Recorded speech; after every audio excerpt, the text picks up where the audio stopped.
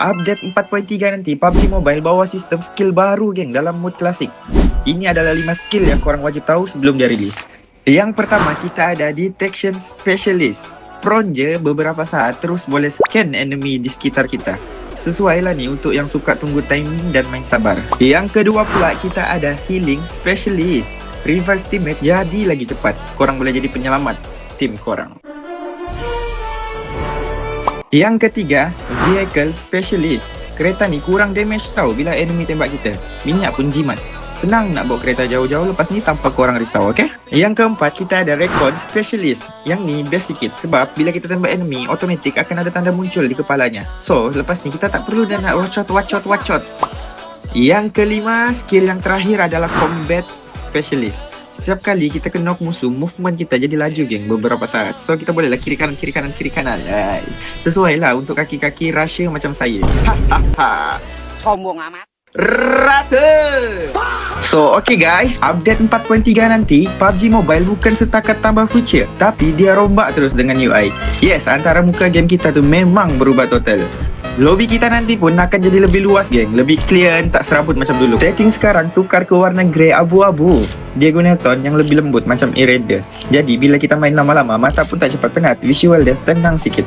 Cuma kalau korang ni jenis yang suka pakai dark mode, jujurlah saya pun sendiri suka pakai dark mode, mungkin akan rasa pelik sikit di awal. So Wan harap ke depannya nanti PUBG Mobile akan ada option boleh switch ke dark mode and light mode. Memang semua benda berubah geng, dari control dan setting akan disusun lebih rapi, rename jadi operation. Profile player pun dapat makeover lah geng. Lebih minimal, lebih fokus pada info yang penting. Nampak lagi clean dan organized. UI baru ni memang dibuat supaya player boleh fokus pada info-info yang penting je geng. Tanpa ada gangguan visual yang berlebihan, design dia simple, warna terang, navigation pun lebih mudah.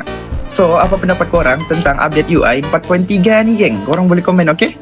Weh korang, saya nak tanya ni, mesti korang ada tim yang jago-jago kan? Dan saya tahu korang mesti nak join tournament, betul tak? So, ini adalah peluang terbesar korang untuk join tournament PMNC. Okay, PMNC tu apa bang? Okay, saya jelaskan.